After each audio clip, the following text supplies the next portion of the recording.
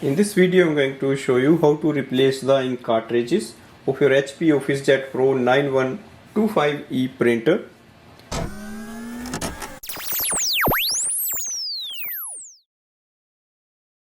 Switch on the printer and then open the front door. Lift this section and it will hold itself. Automatically the ink chamber will move and come into the front. To remove the ink cartridges, you have to push ink cartridge in and then it will release from the spring, and now you can take it out.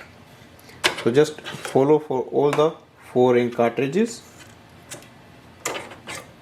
You may hear a sound when it unlocks. Now take your new ink cartridges. The HP logo is facing front. So place it here and slide it under this section. You have to push it in and you hear a lock sound. That means it is installed properly. So just match the color and the alphabets.